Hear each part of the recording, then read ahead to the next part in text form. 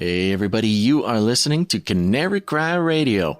And Razzle Dazzle, I'm your best buddy Basil. And this is Gons. Welcome to episode number 168. We're in it. We're going again. The momentum is building, Gons. Yeah, I can tell. Yes, finally. We're almost at 700 for Canary Cry News Talk, but... Oh, it's exhausting just to think about it. Yeah, radio is a little bit heavier to carry, though. Yes, it's a whole other thing.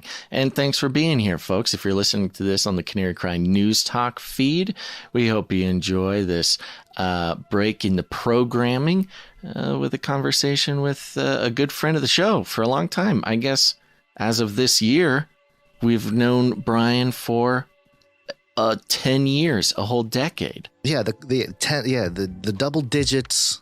April of 2013 was the first time he was on. So yes, we're over 10 years with Brian, and he's done some big jobs since then. I mean, he's always been prolific, and he's won awards for writing Hollywood scripts and stuff like that. But Basil, did you know that he wrote the script for My Son Hunter?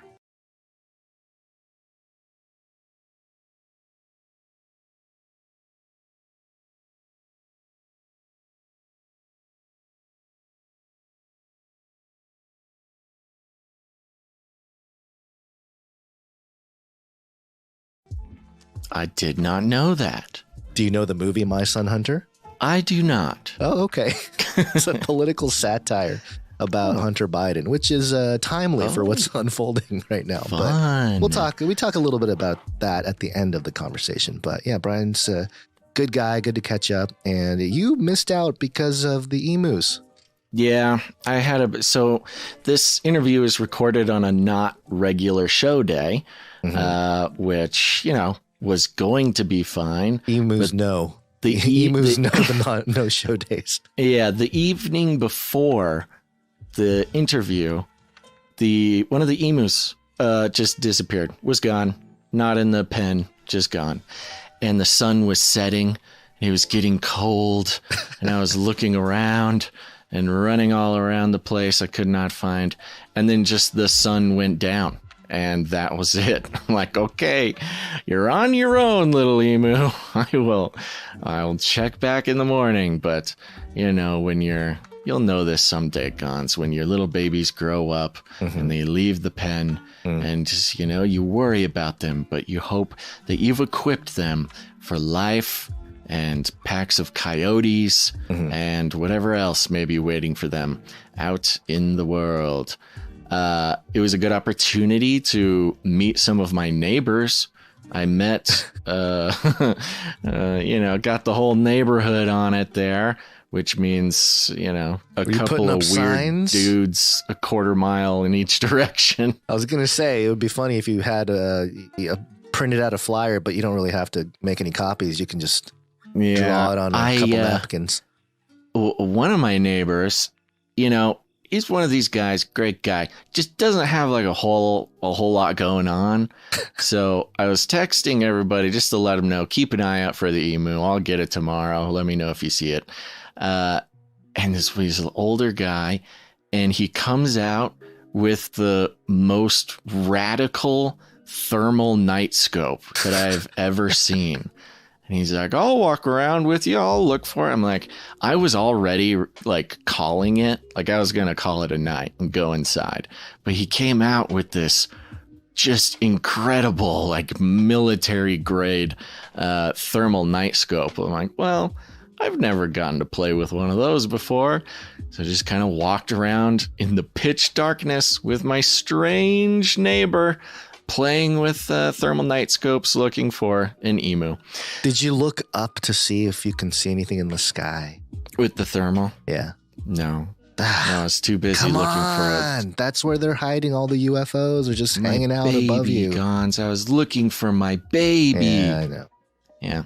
But yeah, next morning, a different neighbor sent me a text. Hey, your bird's in my yard. And getting the bird back was a real hassle. Those emus, I will tell you what, they are not leash trained, and they are strong. They are so strong. I got some bruises. I got some raptor claws to the legs. But that's neither here nor there. That's just to warm you up, folks, for this excellent conversation with Brian Godawa. Gons, of course, taking control when Basil's off looking for a giant bird in the wilderness. Gons is here to hold down the fort, and that's what makes us a good team, Gons. Yeah, it was also a battle here with the minis, but that's... Oh, good. Did we get some kids on tape? Oh, of course. They're always budging, but, there's a thing called editing, which helps with the non-live shows. Wow. So hopefully they don't look at that. You get the special treatment today, folks. Too much. Yeah. Okay, well, real quick before we start, I want to mention this because it is December and I didn't want to skip, I didn't want to skip a plug because this one's got a short time limit on it and I don't want anybody to miss it. The Canary Cry Calendar. Yes, the Canary Cry Calendar is at the printers as we speak. This one is the coolest Canary Cry Calendar. For those who don't know, every year, a group of producers led by Ebony Blaze, Dame Ebony Blaze to you, and artists and wonderful listeners to the show, they get together, they create the Canary Cry Calendar. We have nothing to do with it. And that's the best part. They do it out of the kindness of their heart and the brilliance of their brains. This is the 4th calendar in a row. Incredible. And they keep getting better. They just keep getting better. Sorry, Gons, I didn't know if you were going to still be there. I pressed a button on my keyboard and it put my computer to sleep. But we're back. Yes, Canary Cry Calendar. Here's the thing, folks. You can't buy it. We don't sell calendars. We're not a calendar selling organization. We don't do retail because we are, we make ourselves feel better by saying we are principled.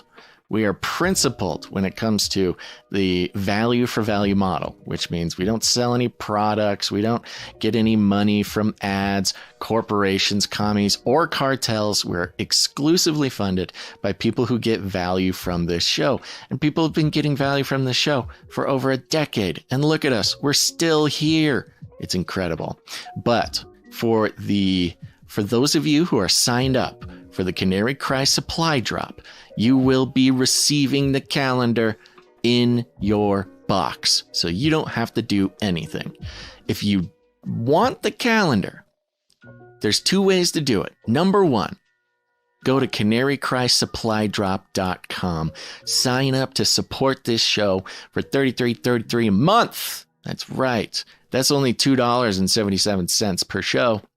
And what you're saying is, hey, I value you.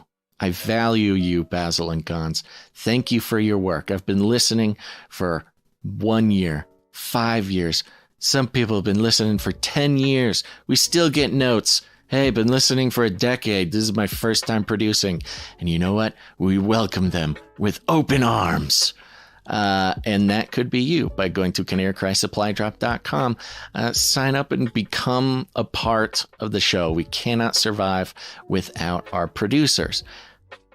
The other way, if you don't want to sign up on a monthly thing and, it's not really your style, maybe it's not in the budget in an ongoing manner, you can also executive produce the show during the month of December. That's right. Not only will you be hailed as a hero across the globe, the world. I can't say globe. Across the world. We're psyop to not be able to say globe anymore. By thousands and thousands of people just like you. They'll be thanking you from across the oceans for executive producing the show. But you will also get the chance to receive the calendar. You just say, hey, I'm executive producing the show. I value the show. Please keep doing the show. And I would like a calendar. And then we send it to you. It's incredible. So 2 ways. Sign up for the supply drop at canarycrysupply.com or executive produce at canarycry.support. I think that's all I had to say, Gons. Did you have anything else? I have saved all of my words for the conversation with Brian Godawa. Okay, well, let's get to it, folks. Woo! My name is Charles Cullen. They call me the philosopher killer. Some call me insane. But Aristotle said that no genius has ever existed without a touch of madness. Some say I'm evil.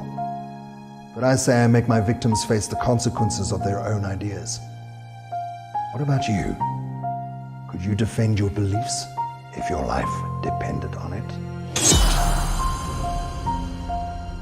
Cru Logic, the Philosopher Killer. A brilliant theological thriller novel by Brian James Godawa. Readers are saying the most thrilling novel you will read this year. A page-turner with shocking twists. Get it now at Amazon.com in Kindle paperback and audiobook. Cru Logic with Brian Godawa. Now, Brian's been on the show many times. I think the first time he was on Canary Cry Radio was back in April of 2013. It was over 10 years ago. Episode 45, interview with Brian Godawa. And if you go to the link in the show notes, you'll see all the times he appeared. I believe it's 7. You are tagged for 8 episodes, but it could be because you did a short hit with us on the episode with, who was it? I forget now. Ray Comfort. Yeah. Ray Comfort, there was that one. I don't know if you actually jumped on with us, but there was that. And then also you did our episode 100. You did Is Brian Godawa a heretic? You've been through the ringer. You've been through the ringer in the Canary Cry. The eschatology one. That was the eschatology one. Yeah. Yes. And most recently, December 21st of 2019, Jezebel, Harlot, Queen of Israel. And Brian's back with a new book. You're behind. I know. So many things. You're back. You have a new book, Cru Logic, the Philosopher Killer. It's considered a theological thriller novel.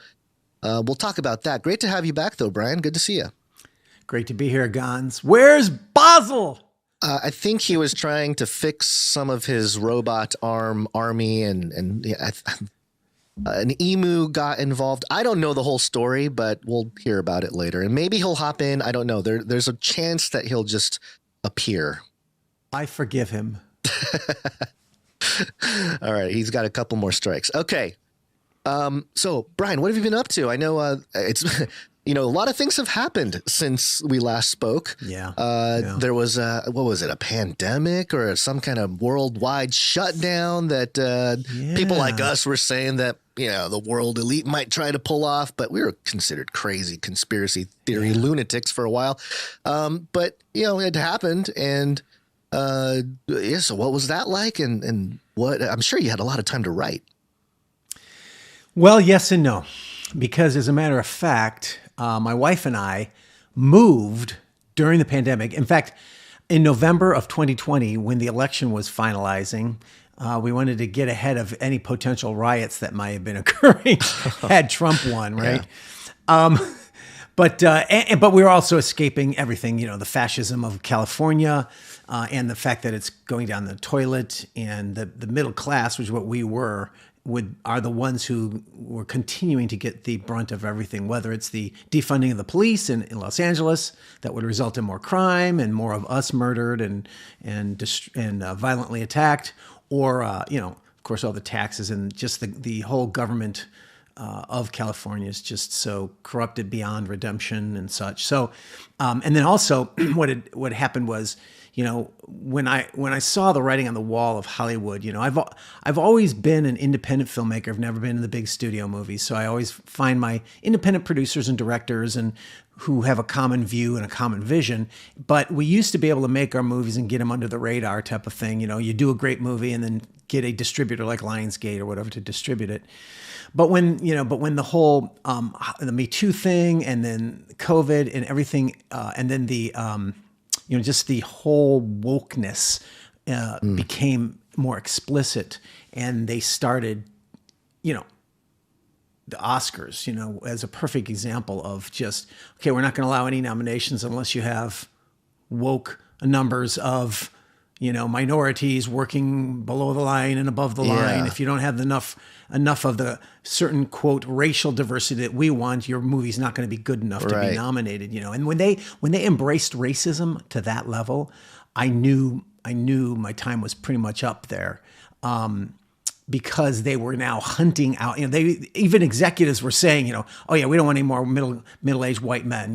We're looking for people of color, et cetera. So that racism just took hold, of Hollywood. It had always been there, of course, but it was just explicit now. And I knew any little chance I had of getting under the radar was gone. And I knew that I wouldn't want to be rewriting scripts anyway in order to wokeify them and add a trans character who's a hero and all that kind of garbage. Right. So that's interesting. So there was a clear indication as far as writers were concerned. I mean, you're a writer, and we're going through the writer's strike and all this stuff, and maybe I'll ask you about that. I'm sure you have some great insight on that. But I don't. You don't. Okay. Well, I'm not in the guild. Okay, you're not in the guild, but at least so it didn't matter to me at all. Okay, great. You know what? That's actually probably a better message. To do your thing, do it independently. Don't try to join the system or join the machine. It always ends bad. So, who was behind those quotas, and how were they able to bend the arm of whoever to get it to the point where it is so institutionalized that you couldn't win awards? I mean, this is a public, media entertainment. It is a public. It's a product for public consumption, which means everyone's watching. So it's not like you can totally hide it. And of course, as it got more blatant, more people realized it. And I think there was a symbiotic thing where the people behind it got even more bold and more upfront because, well, everyone kind of knows. So I guess we'll just double down. And so, but who or what was behind it in your view? How were they able to establish it so concretely and for the whole world to be able to see? Yeah. Well, notwithstanding the fact that I'm not a conspiracy theory-minded guy in general. I've never really cared too much about those, except for using them to write stories for movies and novels because they're great story ideas. But with the last 5 years, I've definitely come to realize, okay, a lot of the conspiracy theories actually were true and came true. And so now I'm much more open-minded to that than I ever have been. However, I still think, though, just based on my experience and what I see, I see it as a sociological phenomenon, the hive mind. All right. And that is when you get so many people who are insulated from the outside world, they create a little cocoon, kind of like Hicks out in the Appalachian Mountains. Well, Hollywood is like those Hicks. They only work with each other and they get all the money because entertainment world, gets so much money for talent, not for actually wisdom. Right. And so they don't need to really care about the world, even of their audience, or so they think. And so I think what happens is they all think the same way. Hollywood is dominated, by leftism and liberalism and such, and on every level, and always has been. Not always, but within the last 50, 60 years, it certainly has been dominated by that. And so I think what happens is, and they all are kind of linked in with that hive mind when they see other things going on in the political sphere, and they all kind of think alike. It's more of a consensus than a conspiracy, but nonetheless, there's a sort of thing that happens. When so many people think so similarly, and then they're in an echo chamber, they become engulfed in it and are unaware of reality. And I think that that's what happened with them. And it's just a natural progression of that echo chamber where they keep getting bolder because their peers are cheering them on and the people who are hiring them are doing so as well. And then everybody feeds off each other. And so it creates this self-affirming system of, ignorance, bigotry, hatred, racism, and that's what Hollywood is. And so, so that's kind of how I see it. And however, we are seeing some backlash, obviously, like with Disney and such, and that's good. It should be more so. The problem is the public that hate the woke factor of Hollywood still keep their subscriptions to Disney. Some of them do, obviously some have not, but there's still enough who will, and they're still able to make some money, and who knows what their decision will be, because Michael Medved said this 20 years ago in his book, and he had come out, he had a lot of experience with Hollywood too, and he basically said, you're misunderstanding it if you think Hollywood's just after the money. They'll do anything to make money. That's not true, actually. Yes, there are some executives and some people in that realm who are prioritizing money and finances, but the dominant amount of them don't. They're willing to lose money if they're going to promote their ideology because it's their religion. So that's why, just like Christians will do things for free a lot, right? It's ministry. Well, their religion and their ministry is their ideology of changing the world. That's why they're willing to lose money on movies, and that's why they're able to, as they do, they learn how to make better movies, and then better movies with their ideology in it. And of course, there's a breaking point, because at some point when it becomes preaching propaganda, I think it does turn off a lot of people, but not enough people. Right. So, you have James Cameron, who's, he's an earth worshiping pagan idolater. And his Avatar movies are clear pagan promotion, right? Yeah. But they're really well told tales. He's a good storyteller. And so the fact is a lot of people still go and watch them, And so that's kind of how that world works. And so, I think there are people, they kind of all feed off each other, and then they all get affirmed by, let's hunt these people down that we don't like. And it used to be, we used to kind of, like I said, fly under the radar, or sort of be quiet about our political views or our religious views, and only, sort of let them out in key important moments where it would be important. But now they're hunting you. They'll do searches for you on the internet to find out all your connections, and then cancel you. They're doing that kind of a thing in Hollywood now. And so, sure, there are still good movies that get made. Don't get me wrong. I'm not an absolutist there, because I still think I still see some good movies that are made. Although my Netflix wish list is more foreign movies than American. Sometimes it's only exclusively foreign movies. I think, Korean action movies are better than American movies now, where all the action heroes have to be women. Sorry, it's just not believable. It's not just not believable. It's ridiculous. And I don't want to watch. I mean, an occasional, Charlize Theron as an assassin is cool and cute, because you like to see beautiful women in assassin roles, but to have everything women all the time, it's just ridiculous. Yeah. So that's why. But Tom Cruise disproves that, right? Tom Cruise makes a great masculine action movie, and all the world goes and sees it, but there's not enough of that backlash to really affect change yet. Hopefully it will. I don't know. But so I had to leave. Right. Because my chances were already almost nothing, and then they just went down to almost like 0.000 nothing 1, that kind of a thing. Yeah. It seems like the economics was sort of the lifeblood that keeps those hive mind silos going. We have this jingle here that I think is very appropriate. Collective consciousness. And I don't know if you saw Al Gore a few days ago talking about algorithms and people getting pulled down into rabbit trails, and at the bottom of the rabbit trails are the echo chambers. And he said that in those echo chambers, there's a type of AI in there. It's not artificial intelligence.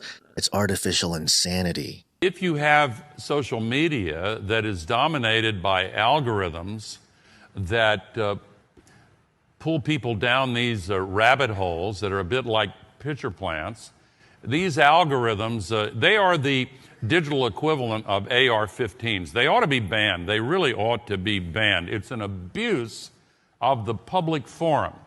But when people are pulled down these rabbit holes, you know what's at the bottom of the rabbit hole? That's where the echo chamber is. And if you spend too much time in the echo chamber, what's weaponized is another form of AI, not artificial intelligence, artificial insanity. I'm serious.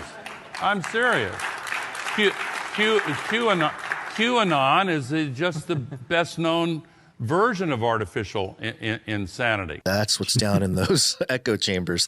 And he would like to eliminate those rabbit trails entirely, which is a whole different conversation. But it is in line with this topic of cancel culture and all this stuff that we've seen. And I think the reaction, and I studied sociology in college, so I have this weird sociological perspective on things, and I can relate to you on a lot of what you said. But I also see it as a potential, because it's so absurd.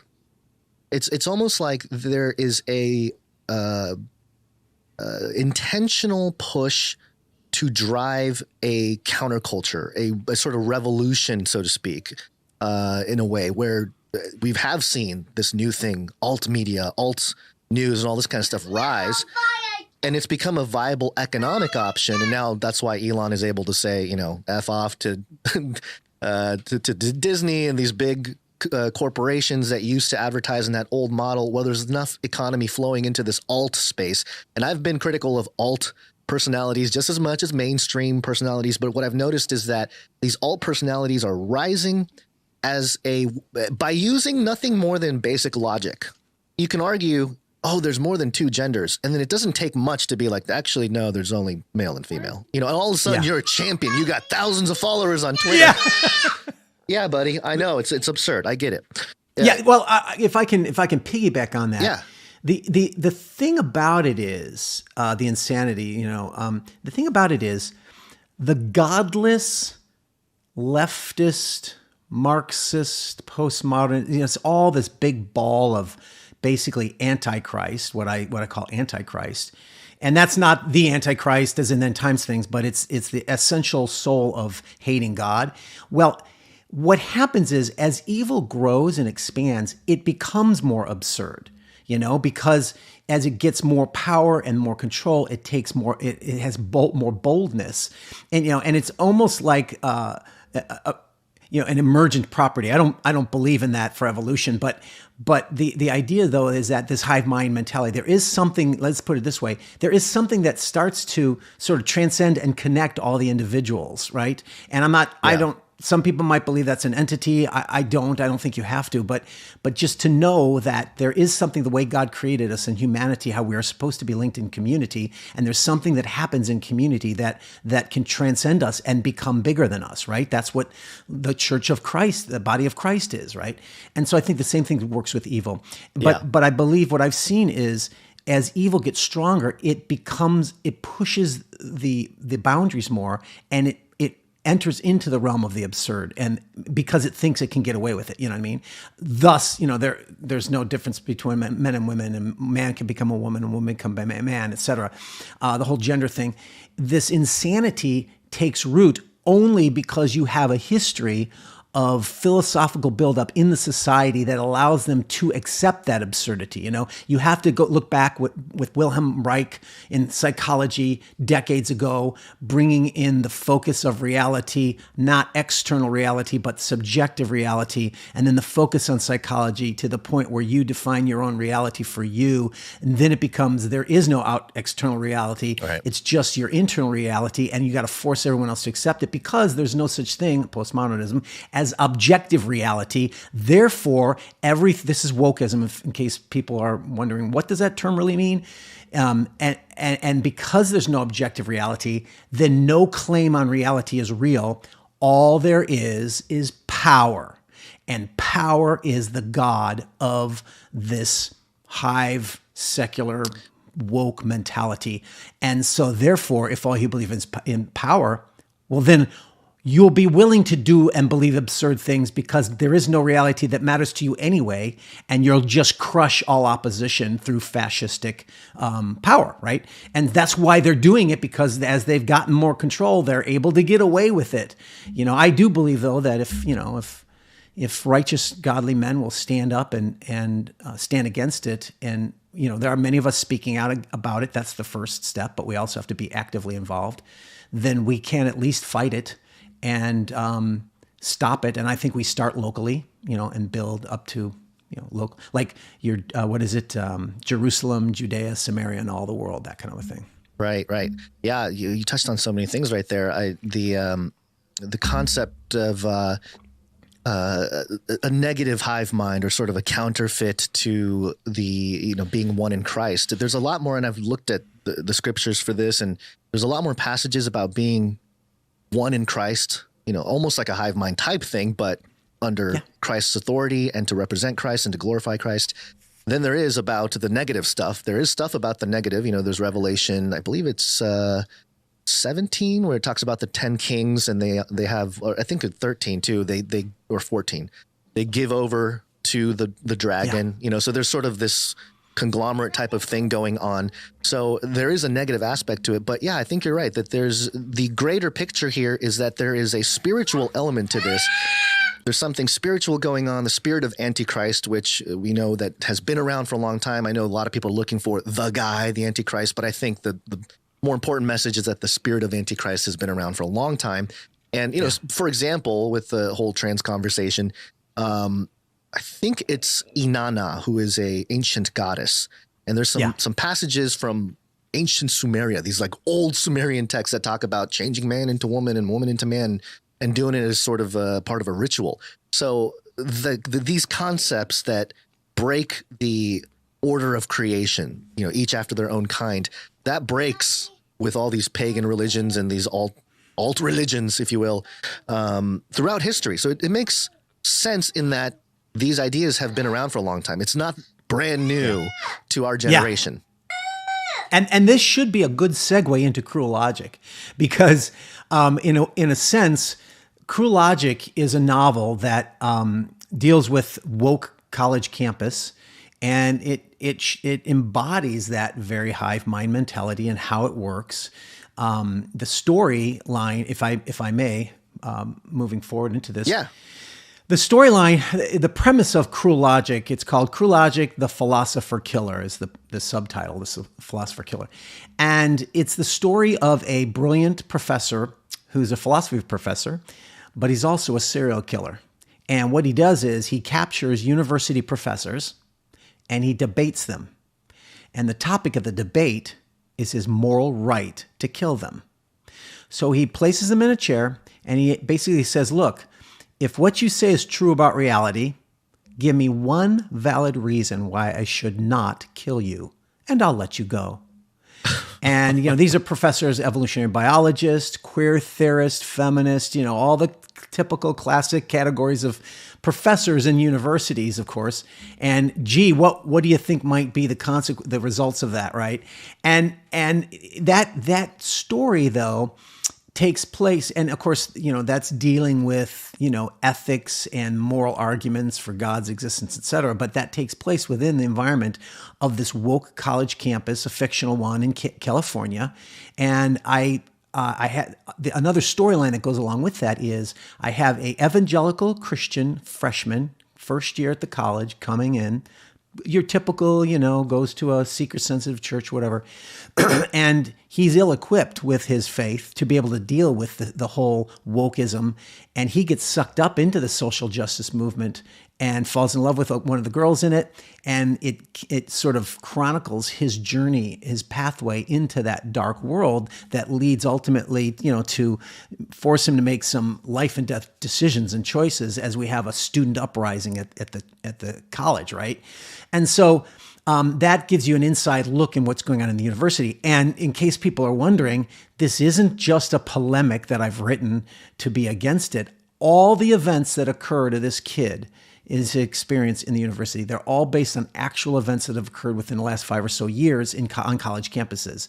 I've even footnoted some of them just so people realize, this isn't made up. This is real stuff. I tend to do that. You shouldn't footnote novels, but I have to. So too bad. I think it's a great idea. I think that gives it an element of realism that otherwise would not be there. A believability. Yeah, and the other thing is too, I have these professors actually, I've studied philosophy and ethics and such, and I have them quoting not just famous historical people, whether it's Hume's argument or the Euthyphro's dilemma about ethics, but also quoting modern people like Sam, who's that famous atheist? Sam Harris, quoting Sam Harris, Richard Dawkins, some of these guys, they're literally quoting them in the classes because I want to give a verisimilitude, as they call it. This is really stuff that they've taught. This is what I've heard, etc. Because I wanted to actually deal with these philosophical arguments in a really profound, deep, and exhaustive way. But the challenge was, people are usually bored by philosophy. So how do you make it entertaining? Well, put it in the context of, could you defend your beliefs if your life depended on it. And that's what these people have to do. And I think that so far the reception of the novel has been really great and positive. People are just loving it. And, it's an intelligent thriller. It's not just it keeps you on the seat of your chair, scared to turn the page, but because entertainment is highly important to me as a storyteller, but also have been able to incorporate these philosophical and theological interactions with these worldly philosophies and worldviews that are out there in a way that I think is quite effective. Some people get bored with philosophy or it gets too deep for them, whatever, but this at least will make it entertaining and bring it to the level of human existential experience that can make sense. Oh, this isn't just a bunch of abstract ideas. Ideas have consequences. Right. Yeah. Those consequences are real world effects. This is, I think, your brilliance and your ability as a writer that worked in Hollywood, that separates from the rest of us trying to write a blog post or something like that, is you are able to create these settings that in fiction, but again, entertainment, that is such a brilliant plot line for the professor to be a killer, and he's actually doing all of his presentation of logic in a setting that is, a typical university, which is ground zero for a lot of these ideas. I mean, it did spring from the universities all over the country and across the world. I think it's a brilliant way to present these deeper philosophical conversations that you're right. They are somewhat boring. You'd have to kind of be in that headspace of searching for meaning and things like that to pursue these lines of logic that I remember in college, I was a sociology major, like I said, and we had to read a lot of Marx, and I remember thinking like, man, this is depressing. Like, I know we're studying like the sociological, but this is like, I'm having a hard time getting through this stuff. But any piece of film entertainment, you brought up Avatar earlier, they are presenting philosophy. They're presenting a worldview. They are presenting, they may not say it, and they often don't. And you'd have to find, I don't know, movie fans or, hardcore people to dig into the philosophy and the cosmology. And there's all kinds of stuff with any given story. But to bring the meat of those conversations and present it in this, it almost sounds like a storefront or something, and you have all these different ideas, and you can kind of try each one out in the context of, well, can you defend your life from this crazy person? I think it's brilliant. I think it's brilliant. You mentioned something that is also part of the package, and that is, I do believe this is why I think it's so relevant. The Cru Logic actually began many years ago as a screenplay that I tried to get made in Hollywood, and I couldn't. I won a lot of awards with it. That doesn't say whether the script's good or not, because great movies often don't get made. But nevertheless, it's almost impossible to get a movie made anyway. So after all those years, I finally said, I love this story and it's got to get out, and I want to put it into a novel. But before I wrote it, the whole woke thing hadn't been apparent to me, or much of the world at all, because we're talking, way over 10 years ago, right? So I thought it was very timely on different counts to bring in this whole university context, because it's bigger than just this. It connects the bigger picture of the sociological and the cultural ramifications with the personal details. And that's reality is the personal does connect to the public, but we don't often see that connection. But this has two perfect storylines where he's literally serial killers deconstructing people's ethical views, people who are atheists, who don't believe in God, etc. At the same time, I'm showing how the universities, how they've rejected Western civilization. Western civilization is the number one enemy in higher education, all education. It used to be higher, but now it's also in grade school, right? They want to get rid of, because they believe Western civilization is the root, is the ultimate evil, right? It's the racism, sexism, patriarchy. You hear those words all the time. That's what they believe Western civilization is, and that's why they're doing crazy things like, redefining history as being all based on slavery and all these lies. But the idea is that worldview is does result in affecting the culture. And the way it does that is it's taught in the ivory towers that we don't know about, right? Academia. And that's all that academic abstract speak. Now, that's where they were teaching Marxism for decades and postmodernity. And only recently we do hear about it.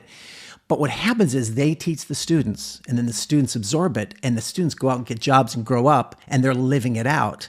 And that's what we see now with all the corporations, all the media, all the government has been captured by this, what, for lack of a better term, this woke mentality. And that enables them all to play off each other and impose these draconian fascist rules upon us, whether it's, censoring free speech to, imprisoning parents who won't accept their children's gender, beliefs, right?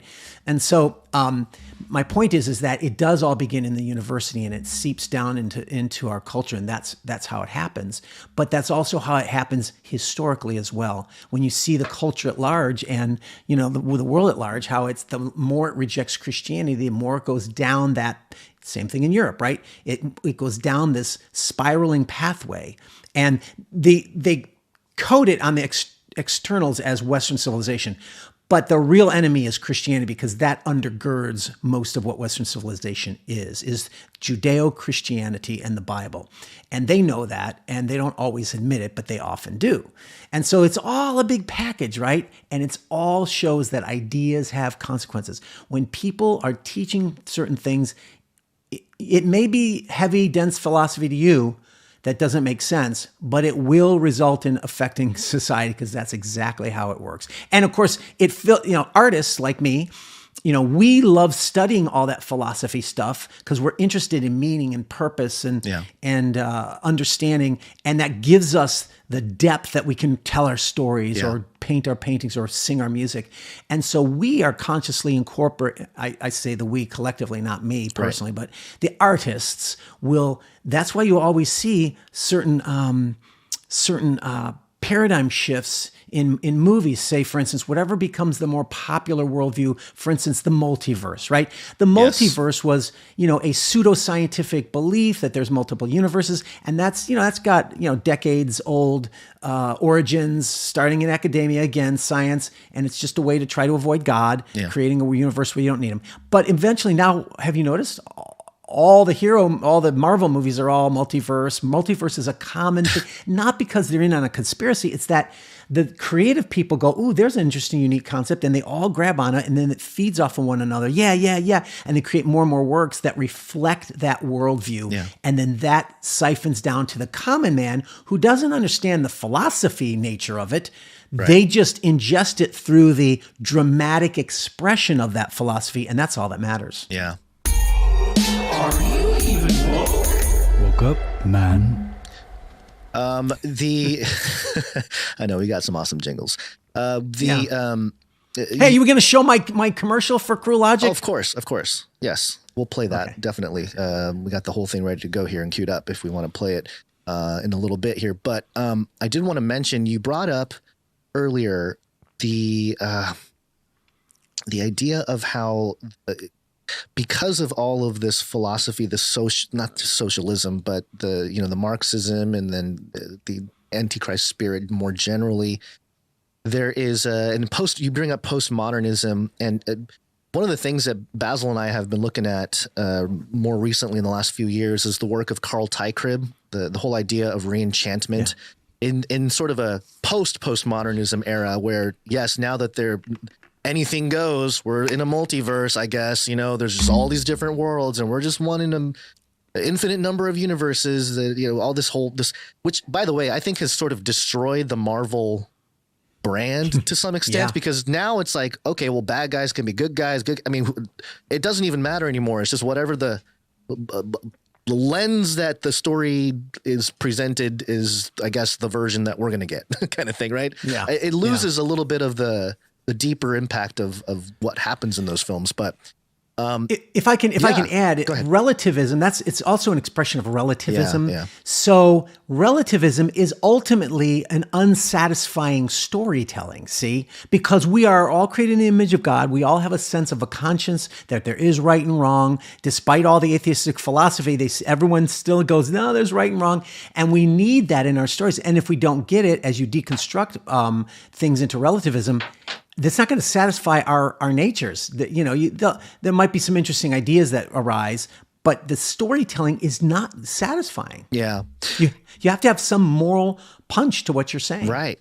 Yeah. The to your point, we just recently did a breakdown of, and I don't know if you know this, Brian, but the University of Exeter is starting a new master's program for magic and the occult. Really? Yes. It's an actual postgraduate degree that you can get an MA in magic and occult science. I'll send you the link and you can take a look at it. But I think that is what's coming here, is the result of all of this, because, the human being cannot be without ritual, cannot be without worship. And those are very essential things. It's just a matter of what you're worshiping, what rituals you are accustomed to.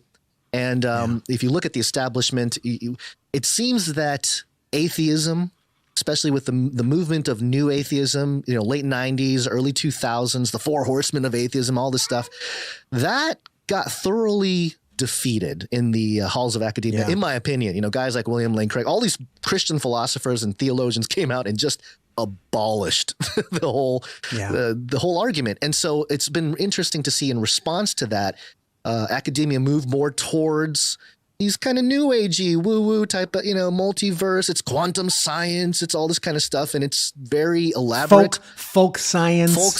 But it's this reemergence of mythology. And that's what Carl Teicher's been talking about, the reenchantment. And so, yes, of course, we're going to have masters in magic and occult sciences, because we need magical, people with magic degrees or whatever from the academic levels to help facilitate the understanding of what's happening in the world. And there's a gentleman named Jeff Charlotte. So a few weeks ago, we reported on the story and we said, we're going to see these occult type of guys that are going to start breaking down news events. And sure enough, within weeks, a guy named Jeff Charlotte, I don't know if you've heard of Jeff Charlotte. He's a New York Times bestseller.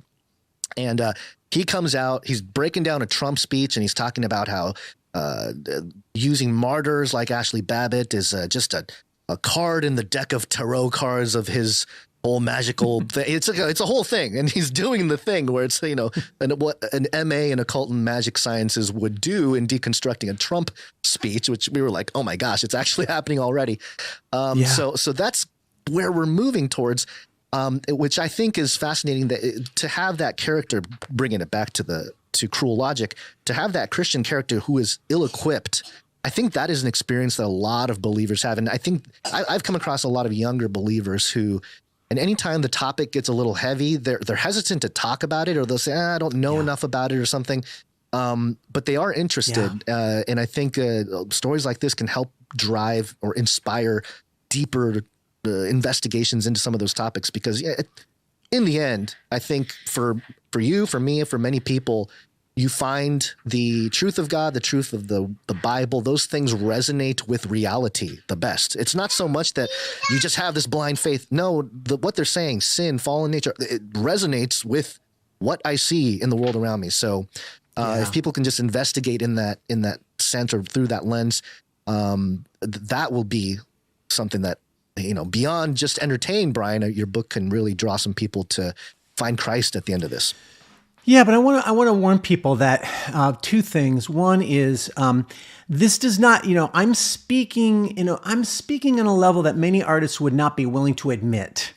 And that is that we are all driven by our worldviews, and we are all communicating what we believe is the true meaning of the world and how we ought to live through our stories. But that doesn't mean that I believe that storytelling in the arts and movies and all that stuff is just a sort of just a shell in order to be a shell to cover our sermon. This is one of the big problems with a lot of Christians who do engage in their arts, where they feel that the art is just a medium that's the most important thing is the message, and they elevate message over craft, if I can put it as simply as possible. Yeah. And I believe the way God created us was that, no, we should elevate craft equally as high as our message, and that's the perfect balance that we seek. We're not creating propaganda. In my story, Cru Logic, I seek to depict the atheists or the non-Christians fairly and accurately, with strengths as well as weaknesses, Yeah. and the Christians as well have strengths and weaknesses. Yes, I have a worldview that is in the story, but I'm not depicting this like you see a lot of Hollywood movies that attack, political movies, Yeah. right? Yeah. That are propaganda and stuff. I don't do that because I don't believe that's reality. I believe reality is bigger than me, and that I admit that it's a gray, messy area at times. That doesn't mean truth is, but it's a kind of humility that we need when we're telling our stories. Yeah, and absolutely. so you have to be It cannot be about propaganda, but that doesn't mean you don't have any message at all. It's finding that perfect balance. Just like Jesus Christ is the perfect incarnation, equally human and equally God, right? You can't Amen. say he's more than one of the, because if you say he's more than one or the other, you create heresy. Right. I think it's the same thing with craft and message. And that's, so it's not, to me, it's not about propaganda. If I'm writing something and it's not an entertaining scene or an entertaining chapter or an entertaining concept, I don't write it. So, but by the same token, I don't write anything without, filtering it through my worldview, just like you don't watch anything or read anything without filtering it through your worldview. Yeah. The other thing I wanted to say was that in saying this, I also want to warn the readers, because, my readers are mostly Christians, that, this book is not for the faint of heart. While I don't show gross murders and stuff like that, I do have crime scenes and such from the serial killer, but it's not like exploitative in any way. But I also had to accurately depict the evil of that university world. And so there's some F-bombs in there. There's some bad language, because this is how the students actually talk.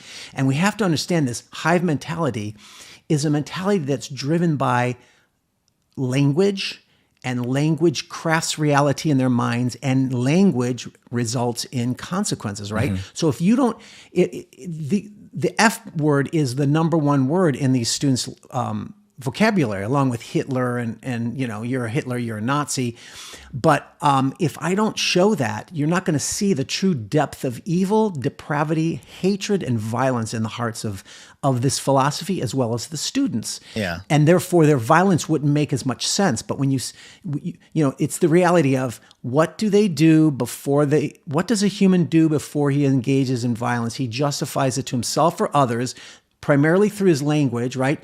They're Nazis, so hey, it's okay to kill a Nazi, right? We're domestic terrorists. Right. That's why the government's trying to paint us as domestic terrorists, so that it can justify violence against us. Well, in the same way, I show these students as realistically as possible. They have what's called Sex Week on most college campuses, where they engage in bizarre, communication and education of bizarre things, from BDSM to, bondage and stuff, to kinks, fetishes, and all this stuff. Well, I don't describe the sex acts, but I make a lot of references. I show the reality of the evil, because the power of the redemption in your story will have no impact, no power at all, if you don't accurately show that evil. So just be forewarned there that it does get a little gritty at times.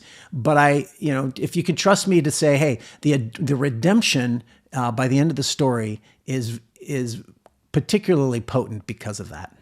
Yeah, you have to accurately reflect the world in which this evolved. With language, you're writing a book. You have to use the language. I don't think anybody would be mad at you for using a couple F-bombs by characters or whatever. Well, I have gotten that. Some responses sure, to people yeah, like, of course. I started reading this book and the F-bomb, and no Christian would write this. No Christian would write that. Forgive me if I sound a little sarcastic, but it's like, hello, the Bible has blasphemy. The Bible shows people blaspheming God. The Bible shows people committing gang rape. The Bible shows people, saying all kinds of sarcastic and evil, wicked things because it's contrasting evil with good. So you've got to show that. Now, the important thing is you have to show the good. And I think that's the problem with the modern nihilistic storytelling we see oftentimes, like whether it's Game of Thrones or other series like that, where there is no goodness really. It's all just shades of evil and power. Everything's power. Right. Yeah, that was a great segue. I was just going to mention and tie it back to the conversation with Jeff Charlotte.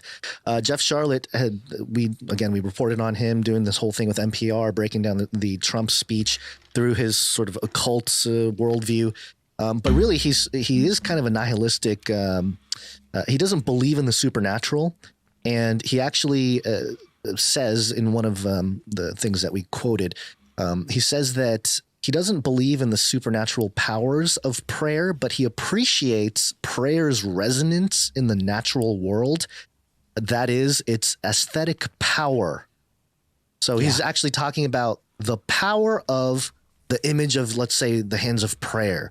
He appreciates the power in which the idea of prayer represents, but doesn't believe in the supernatural powers. It's like, okay, you're really splitting hairs at that point and trying to avoid the elephant in the room, which is maybe there's a God or maybe there's a supernatural world, or And tying this to what you said before too about mythology, don't get me wrong. I actually am a deep believer in mythology. Yeah, of course. We have to understand that mythology is not false. That's a myth. That's false. Right. Mythology simply is stories, narratives, and motifs or images that embody the cultural values of meaning. So in other words, whatever the culture or we as an individual may believe is the meaning, we embody it within our stories. And those stories can be true or fictional. It doesn't matter. It's still a mythology. There is a Christian mythology. What is it? Well, it's this notion of a sacrificial hero who sacrifices himself to save the masses, right? That's a mythology. That's a myth, so to speak. So it's not entirely negative. And he's onto something that's true, this occultic guy, because I do believe, like I said, God creates us in such a way that there are needs in our humanity for community, for prayer, or whatever. And just because you don't use them for the proper use doesn't mean that there isn't resonating effects that can be. This is why people who meditate a long time can also have a more calmness about them to a certain degree. There is some real world connections, but when you like we're talking about, when you divorce God, there's at least an ultimate end that is not good, but also a more long term end will destroy your life as well, whether it's meditation or what have you.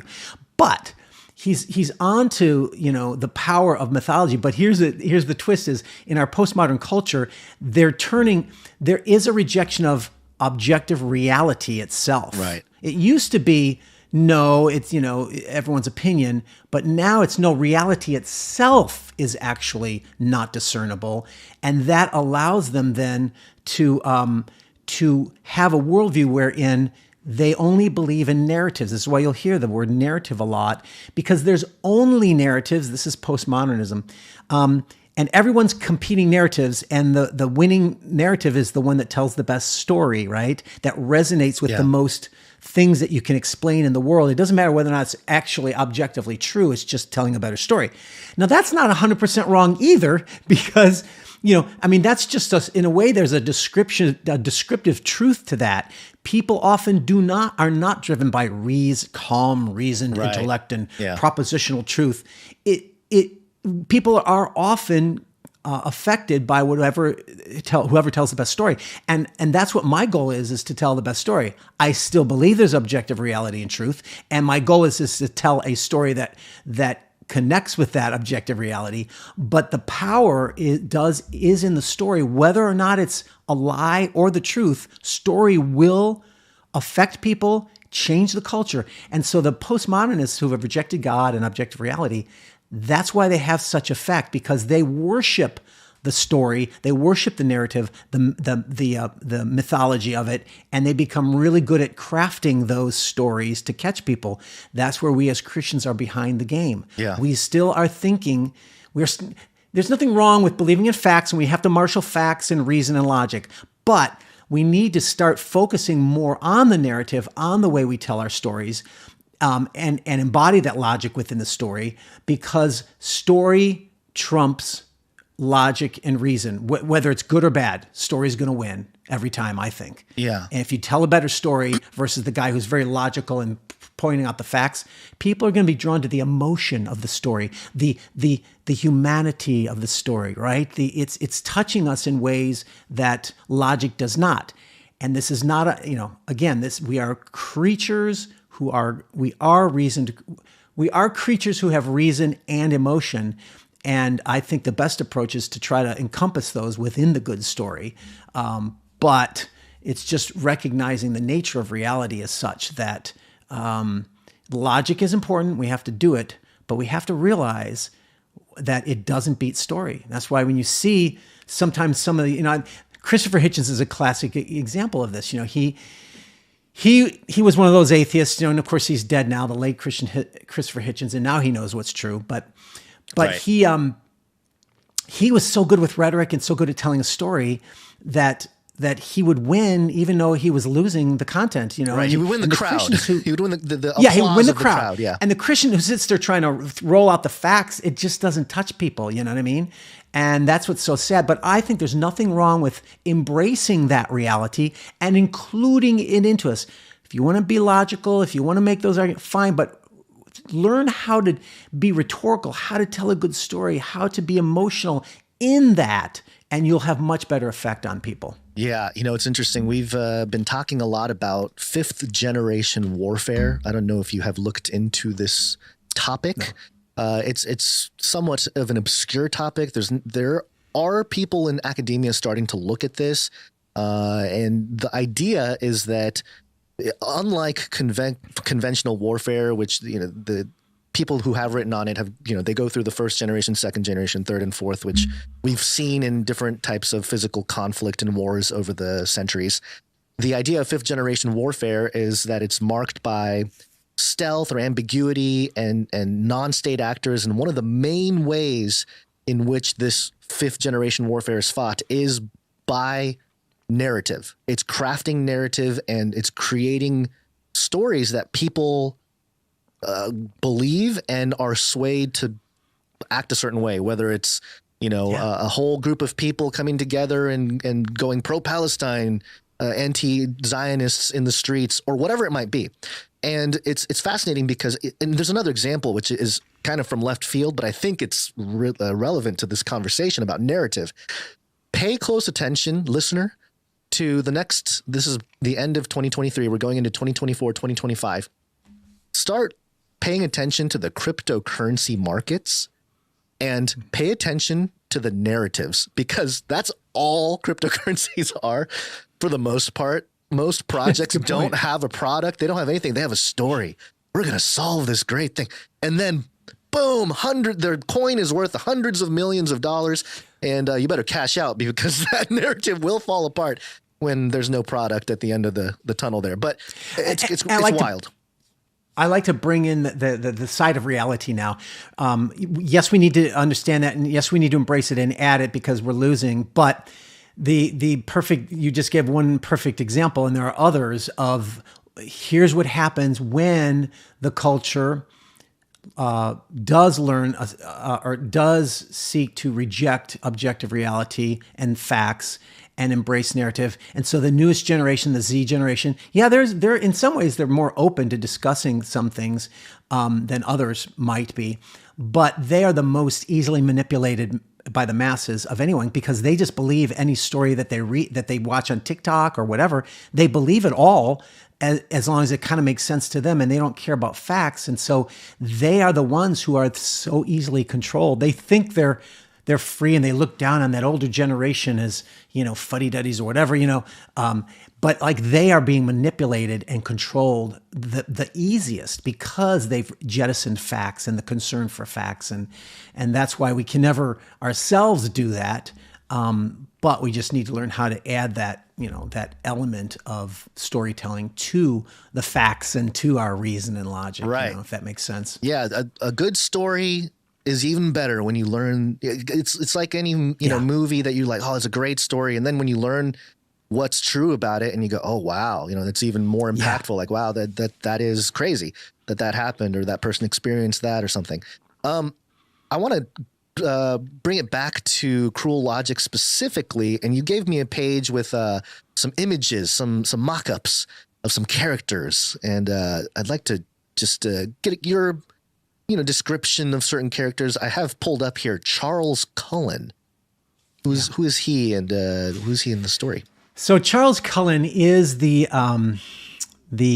serial killer in the story. Yeah, it kind of looks like him. And like I said, he's a philosophy professor who was gone rogue. I don't know, but here's the thing: he has taken his philosophy to its logical conclusion. And I'm not going to go in deep into all the details because that would reveal twists and stuff. But so he's one of those characters, and interestingly, one of the protagonists, which should be on there. This is an interesting character. Is scroll down to the I'm blacking out on the names. It's okay. Yeah, there's a lot to keep track of here. Yeah, what's the next guy down? Let's see. Well, Calendar, Joseph Calendar. Yes, Calendar. So Joseph Calendar is a protagonist, and what he is a psychology professor who knows the killer, and he is called in by the cop to help track him down, right? And what's interesting about this Joseph Calendar is he's kind of like I modeled him on a Jordan Peterson. But it's not just Jordan Peterson, it's this whole sort of another movement of people out there that I find just intriguing, just fascinating. And I want to understand them more. And that is, there are these people who are defending Western civilization, defending even Judeo-Christianity as a founding ethical element of that, without themselves being Christians or, devoted followers in that sense. Now, of course, Jordan Peterson's somewhere in between there, but there's others like Douglas Murray. Ayaan Hirsi Ali was one, and she's just converted to Christianity herself. But Tom Holland's another historian. They all support Western civilization, but they don't actually have a personal faith in the God that they're defending, which is kind of interesting to me. And I wanted to explore that reality. So I have my character, Joseph Calendar, being very much like that. And of course, that's the, he's the guy who defends the mythology as part of our nature, as part of reality. And he would defend the Judeo-Christian mythology, but he himself is a Jew who's a lapsed Jew, so he doesn't have the personal faith himself in this story, right? Yeah. And that part of his journey is coming face to face with, what are you doing? What does it mean for you to be defending this thing that you don't really believe? You believe it in a practical sense in terms of keeping order in society rather than chaos, but you don't really have the reality in your own heart. So what does that mean? Where does that lead? Yeah. And this isn't a judgmental thing. This is something I respect these. In fact, Jordan Peterson, Douglas Murray, I respect them more than just about anybody else, Victor Davis Hanson, a lot of these guys, but I want to understand them. And that's oftentimes that's what I do as a writer. If there's a certain kind of a character, a certain kind of person out there, I'm like, I want to understand this. So I make them one of my characters, and I put them through the ringer of the story, and what would they think and how would they act? And that was one of my motivations in creating that character. And it was really fun too, because I love Jordan Peterson. So, I mean, he's not Jordan Peterson, but he's just similar in that sense. Influenced by the body of work, and the influence of Jordan Peterson and culture. Yeah, I found it interesting that you brought up that the Jewish part, because just an observation is that those who tend to fit the profile that you mentioned, I don't know about the specific names all the ones you mentioned, but they tend to be of like Doug Prager. He's one of them that I think is another one. He's Jewish. Oh, you mean Dennis Prager? I'm sorry, Dennis Prager. Yeah. Openly Jewish, defending all the stuff, the same sort of thing. But not a Christian, so there's a lot of that out there. But that's where the conversation of the Judeo-Christian element comes in, and I've actually commented recently. We don't have to go down this rabbit trail because the only thing at the bottom of that are probably echo chambers and artificial ignorance or whatever it is, insanity.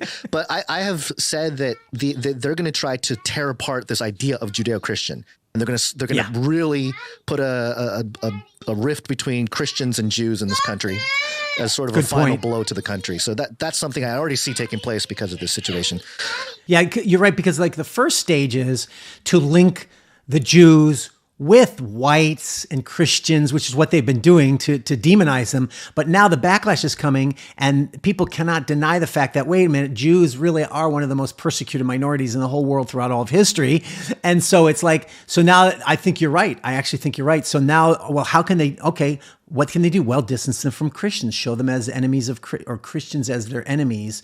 And maybe they're not as white as we were saying they were. You know, they whatever their enemy is, they try to make them white. Like if there's a Hispanic criminal, he's a white Hispanic, right? Right. You know, Yeah. They don't call Barack Obama white, even though he is half white, but his half black makes him black. But in reality, you could also say he's white.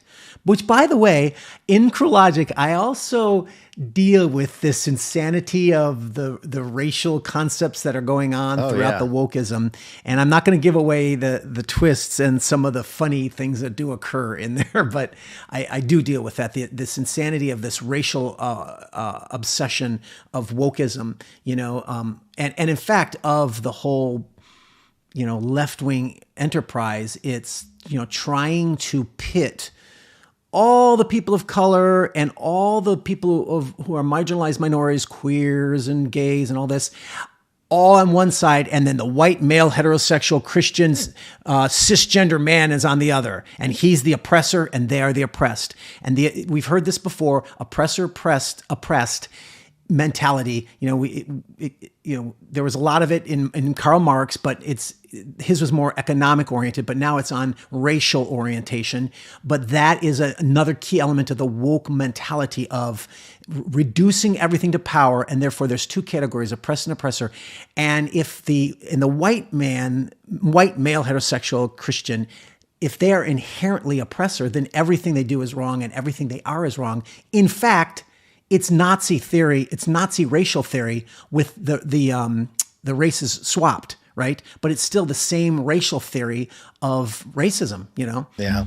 So that's all. I deal with all that and the insanity of the transgender ideology and racial ideology within the campus. I deal with some of the absurdities of it and what it looks like in quite a clever way. I think people will enjoy it. The race wars. Race war. I've warned you and warned you and warned you. We got it all here. We got all the jingles. We got everything you can imagine. I am curious about this character. There's some other characters that you have here. Edward Marchenko? Marchenko? Yeah, he looks like a scary fella. Well, you know, he's an art student, you know, so he's kind of a goth art student. Hey, that's still around, man. They still, you know, dress like that and such. He's one of the, again, I don't want to give away twists, all right, but he is actually one of the art students who's friends with the female protagonist, who's Anna Zwanziger.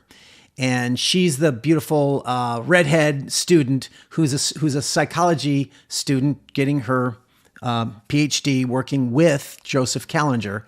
And so she's also still a student, so she knows him. He's a good friend of her, but he's obsessed with her.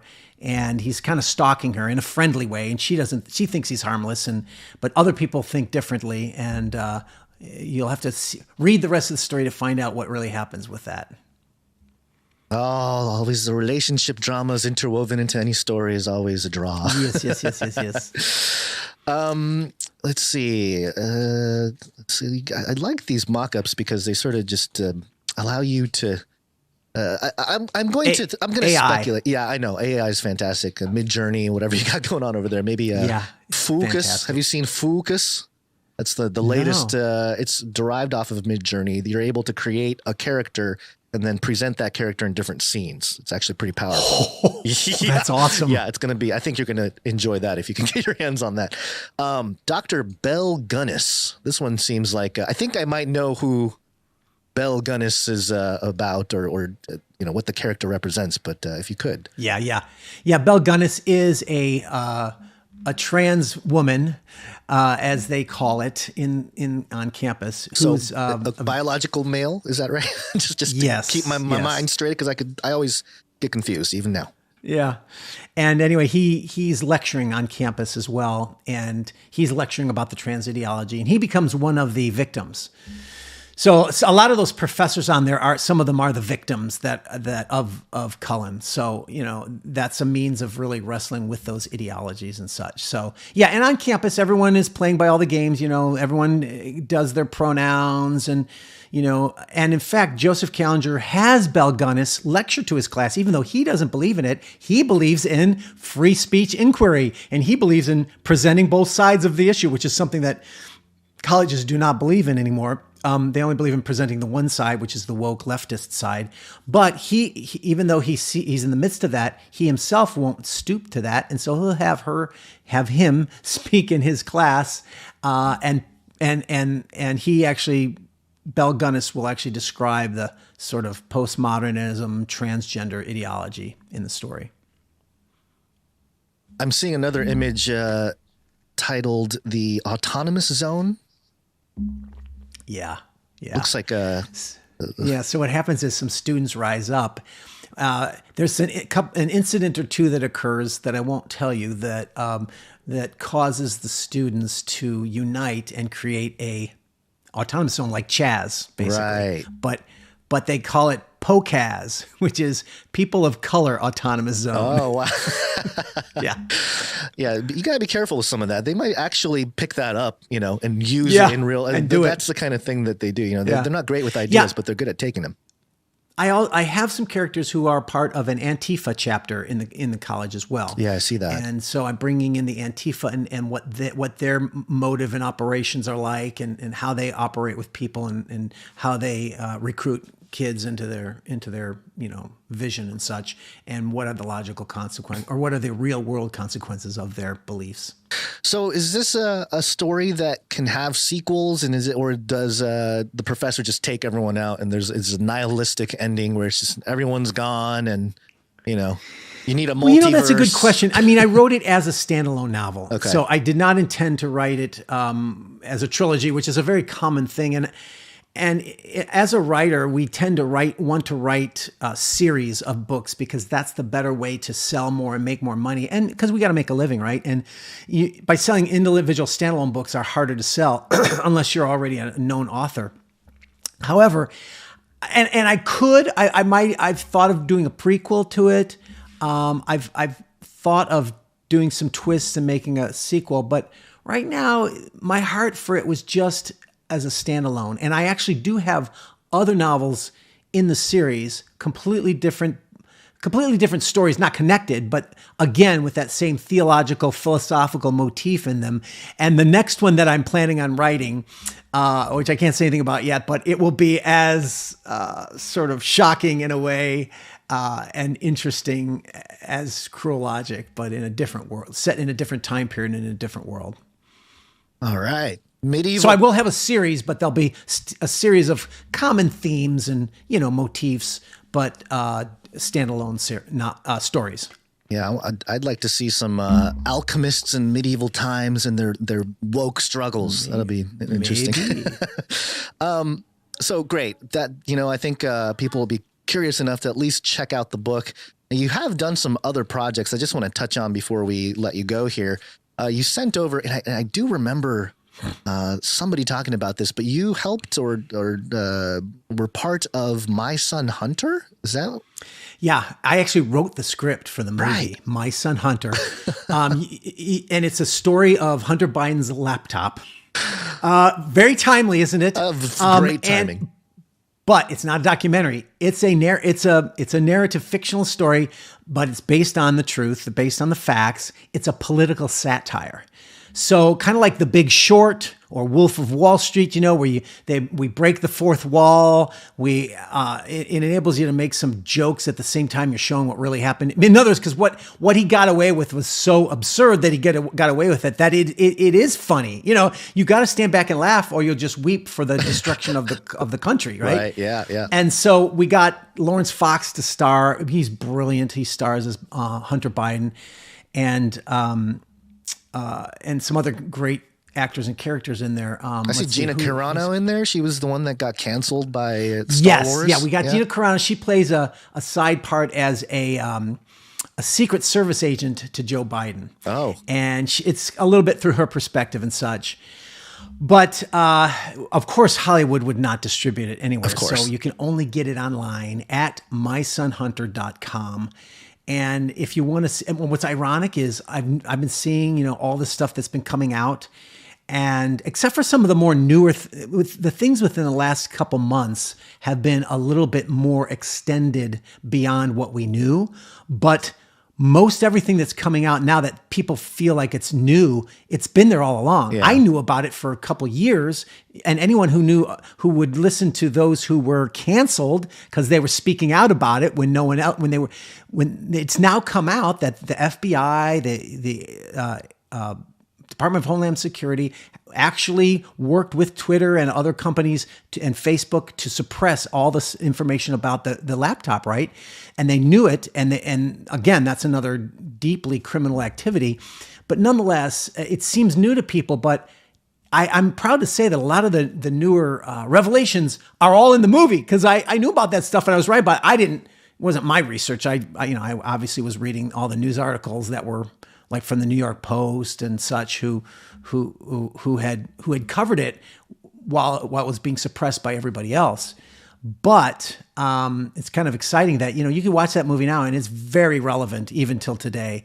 I had one movie producer who passed on trying to. We were taking it to him to help us get it distributed, and he passed on it because he said, it's kind of old news. This was like a year ago before it came out. It's like, it's old news. And I'm like, no, it's not. And sure enough, now a year later, it's more news than ever was, So, it's quite interesting. It depends on where you are on the paradigm or the spectrum of truth seeking, or at least information seeking, because you're right. Absolutely. I remember when everything was taking place with the New York Post being taken down on Twitter. While it was happening, people were calling out like, no, something's wrong. There's something going on here. It was so obvious just from the public standpoint who pay attention.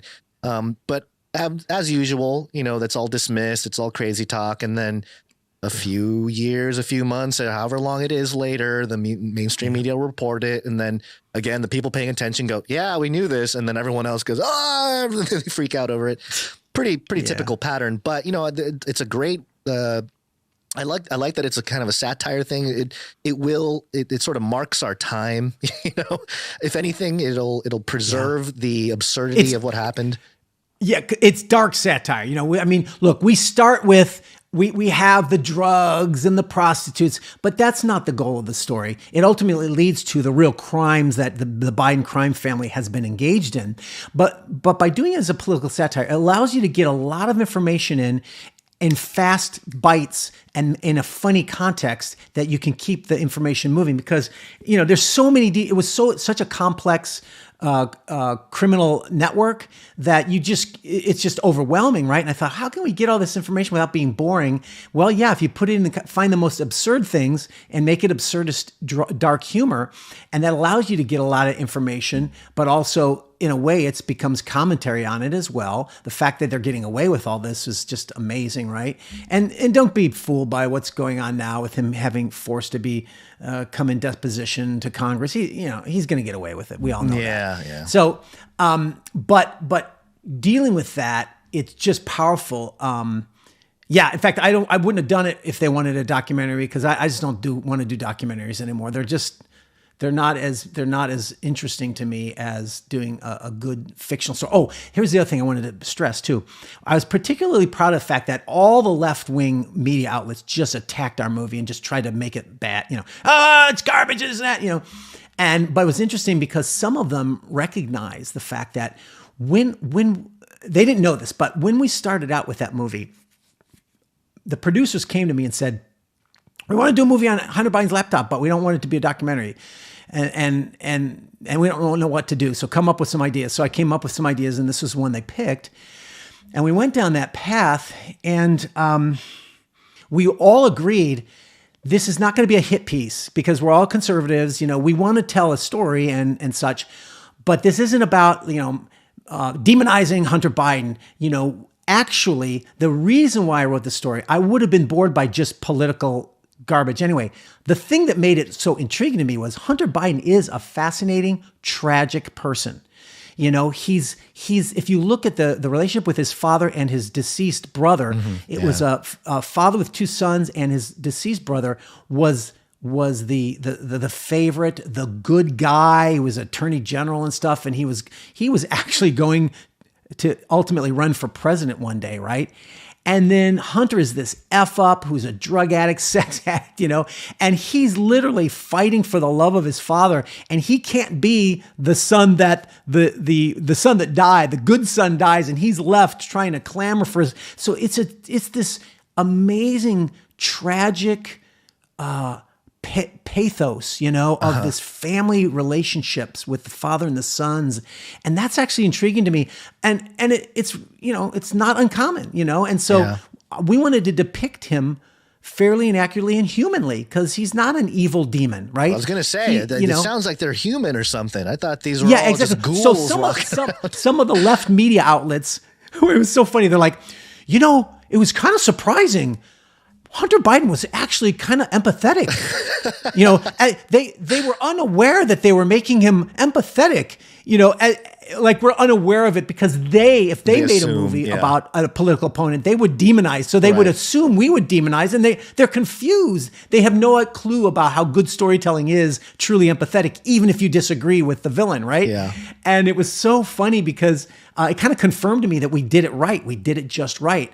And some acknowledged that, you know, actually they didn't demonize him, and, you know, but we hated it because it, you know, obviously showed who's the involved truth and about the Bible. who helped produce it, and all that stuff has to do with it too. So that's all. You know, I'm gonna go. I would like to go check it out now, and I'd like to go see it.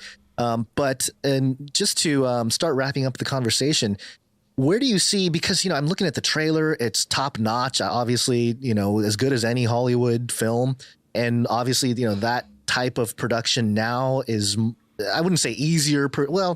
It's more accessible. Yeah. It's more accessible than it was in obviously prior decades.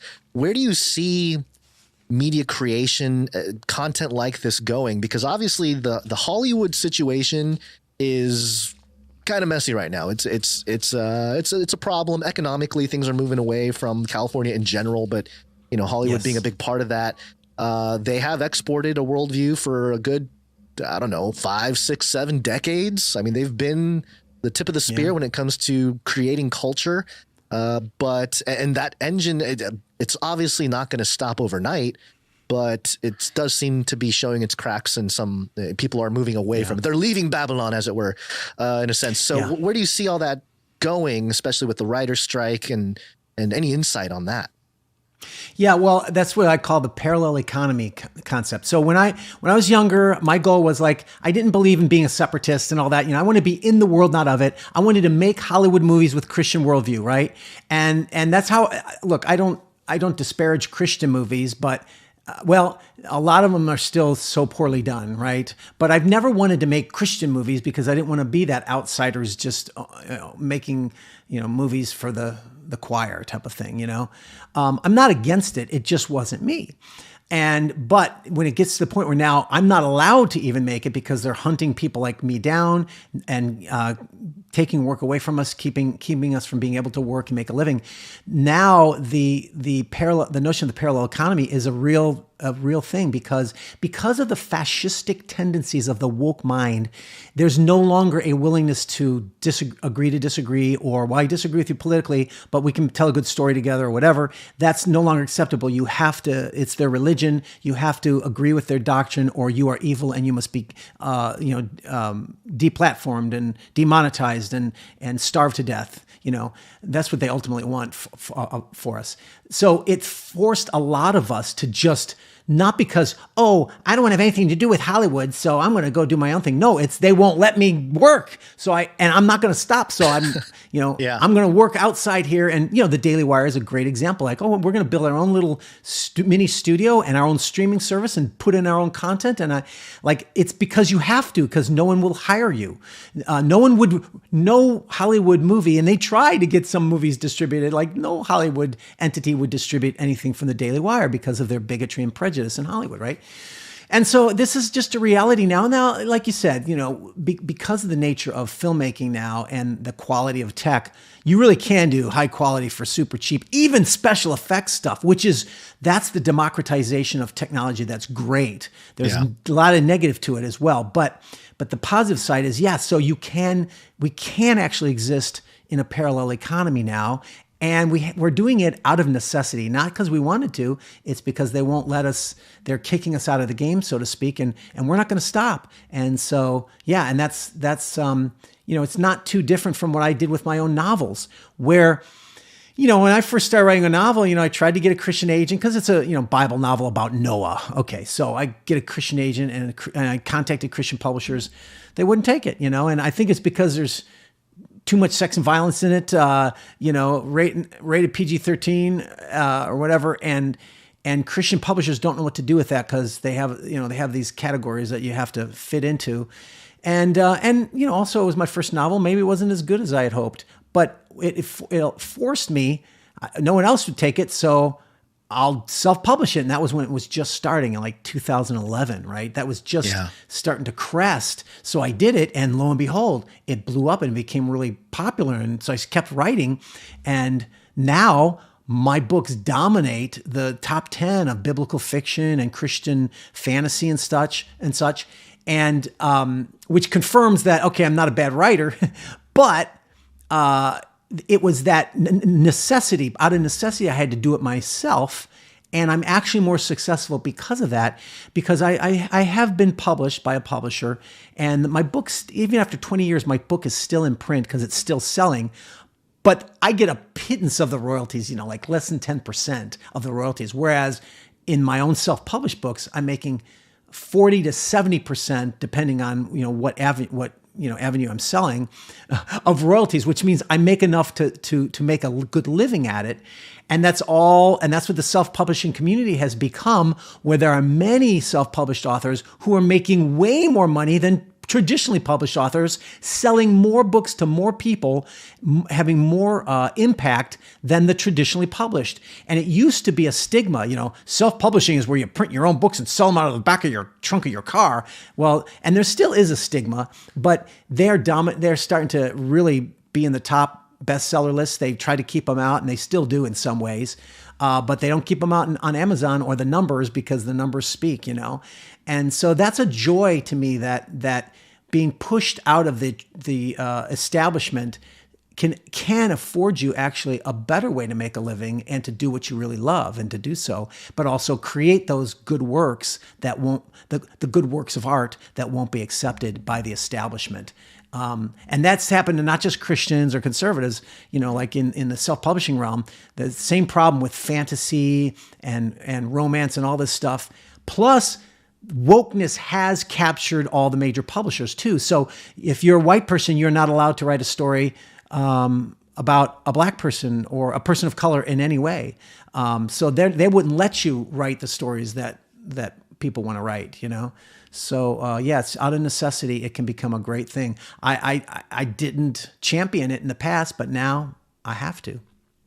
Yeah, well, I appreciate your work, and in light of news about Obama helping to write a script about a cyber pandemic film that just hit over the weekend, which happens to come at a time when all the news media starts talking about how China has taken over our cyber infrastructure and everything. The timing is pretty good on everything the mainstream does there. But in light of that, in contrast to that whole beast machine, we appreciate people like you who are doing the good work and continuing to push forward. Pushing, and you. Oh yeah, well, we're sort of the persistent pest. We're just kind of around. They try to get rid of us, and they did shut us down to a large audience. Having a 250,000 channel or a 250,000 subscriber channel shut down, and multiple channels afterwards shut down too. It's been tough, but it's really for us. It's not about that. We have been able to sustain everything through our economic model that we do here, which is value for value, which means we don't advertise, we don't do anything. People produce the show. We call them producers because that's how it works in Hollywood. People fork the cash or they volunteer something, and then they help produce a piece of content, and that's what we do here. Much more humble, much more able to stick to the message and things of that nature. But yeah, it's an uphill battle for sure. It's hard to compete. And we've been harping on this idea of the difference between independent media and alternative media. So clearly there is a divide between mainstream media and everybody else. I think everyone can see that. But within the everybody else realm, I think it's starting to become a little clearer now whether somebody can be sort of in the alt media, which are basically centralized entities that have created themselves as they left the mainstream. So I see a lot of that going on. I think people like you and I were a little bit early in that sort of exodus, but over the last few years, we've seen a lot of even like left progressive Democrat journalists go out on their own and start websites about, because it's all dying. Even within alternative media, there seems to be a sort of an economic model that has been in place, cash flow now, and an established alt media versus independent media, which is people like us. We're completely independent. We're not. We got children singing in the background. That's always fun, but that's okay. That's okay. But yeah, it's an interesting time, and I think we will use the tools, the democratized tools, to try to push back against the system as much as we can until we can't. Obviously, there will be a point where we can't, but as long as we can, we will. So I think that's the important thing. Where can people find Cru Logic and all your work? Exclusively on Amazon, in paperback, Kindle, hardcover, and audiobook. And you can just go straight to Amazon, and it's exclusively there. And if you want to, just check me out more, of course, a lot of information's when you go to Amazon, a lot of information is there anyway. But if you want to look more into me, I do have a website, Godawa.com, GODAWA.com. And, you can find I try to make it a cool and entertaining, interesting website. Not just to go there to buy books or something like that, but to go there to learn more about the stuff that I do. And a lot of free stuff that I offer that's related to the books I write, like research behind my real world research behind the fiction that I write. So yeah, those two sources. Awesome. And, wouldn't be a Canary Cry Radio episode without at least mentioning the Nephilim one time. And of course, you are the author of the Chronicles of the Nephilim. So it's not, usually we talk about something and I bring up the Nephilim and they're, haven't really looked into it. It sounds a little crazy or whatever. But you have written extensively on it. And I just want to ask you as a final question here, in light of this whole quote unquote alien disclosure taking place right now with all the conversations with the whistleblowers and everything, specifically, has it inspired you to pick up the pen again for some maybe more modern versions of the Chronicles of the Nephilim? No modern versions, but there are more coming down the pike. In fact, I'm already on starting my next novel for Chronicles of the Watchers, and it is more of the ancient world. There's still a lot of ancient world stories that I have to tell, and I can't talk about what it is yet because I'm not further along enough into the story, but it'll be great. It's going to be great. So there will be more Chronicles of the Watchers coming, and those are sort of like stories that fill in the gaps in Chronicles of the Nephilim. Because when I did the 8 series of Nephilim, I didn't realize there was so many more stories, and I'm like, so I'm filling in those in betweens with Chronicles of the Watchers, and that should be coming within the next year. Awesome. But if I can say at least this, since the last time I was on your show, the latest chronicle is Chronicles of the Watchers 3, which is Moses against the gods of Egypt. And just real quickly, it's the story of Moses told like you've never seen it before, but it's also rooted some shocking things that you may not have known about him and about that time period and the story that is there in that ancient Hebrew context. But also dealing with the Watchers. And so now we're in Egypt, whereas my previous stories dealt a lot with the gods of Canaan and Mesopotamia, Baal and Asherah, and then Marduk and all that. But now we're in Egypt, so we got Isis, Osiris, and all that. So it'll be a fascinating new exploration of those Watchers, shall we say. And I think that work it's evergreen, and I think it's going to help out a lot as the reenchantment continues, because I think what we're going to start seeing is a lot of people, I was joking how atheists are becoming AI theists. I don't know if you noticed this, but a lot of people are becoming theistic about the AI situation. And in light of that, what's fascinating is that they are readopting ancient religions. References to, and we've seen this happen in the occult for a long time. NASA, naming all of their stuff based on Greek gods and all that kind of stuff. But now it's starting to happen more culturally, where again, it's not that they necessarily worship Osiris or something like that, but they'll reference these mythological entities or gods or whatever as part of their worldview. And it's a very fascinating thing that's taking place. So I think in light of all that, your novels with the Chronicles of the Nephilim and the Watchers will be very helpful in helping people new to this type of information to absorb it in story, in context to historical documents and everything else. So I think anybody who's interested, they definitely need to go check it out. And maybe not too late if you're listening to this right away to get a couple books for the stocking there for some folks. Yes. Yeah.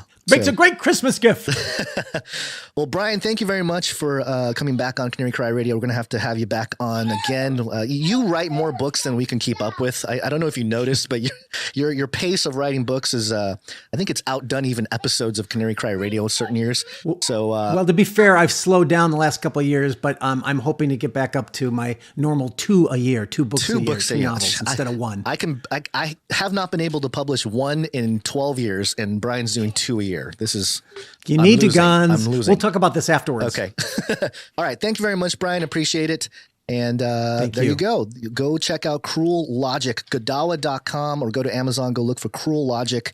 And thank you very much. And until next time, think outside the cage. And in the wilderness, where you have seen how the Lord your God carried you as a man carries his son, all the way that you went until you came to this place. Even to your old age, I am he, and to gray hairs I will carry you. I have made, and I will bear. I will carry, and will save. For he will command his angels concerning you, to guard you in all your ways. On their hands they will bear you up, lest you strike your foot against a stone.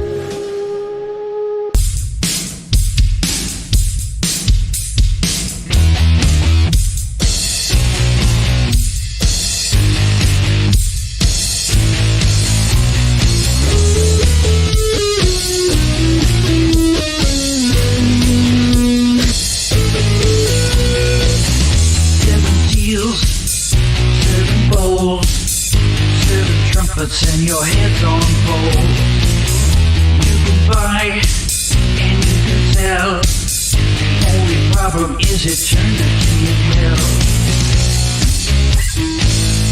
Tribulation, that situation. Every knee will bow, and every tongue will confess. Real God is.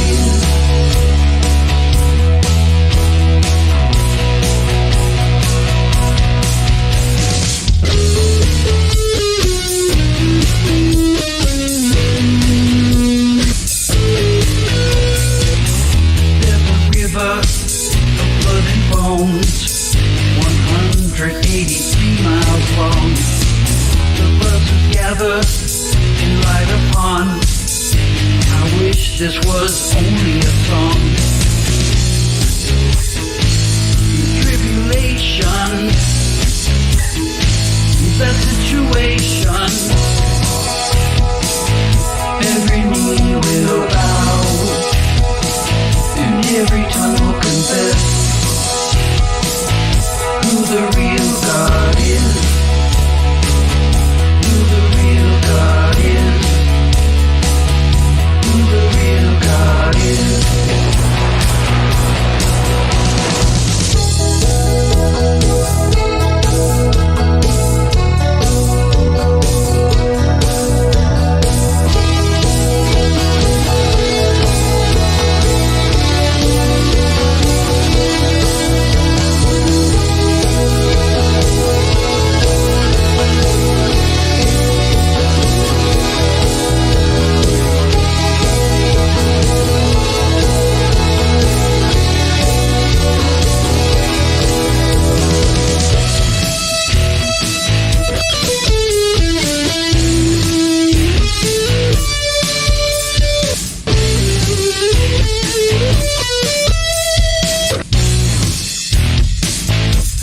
population.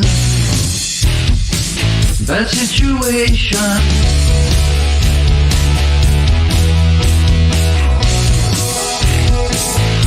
Every knee will bow, and every tongue will confess who the real God is. Who the real God is. Who the real God is. Who the real God is. Value for value. We take no money from corporations, commies, or cartels. Canary Cry Support.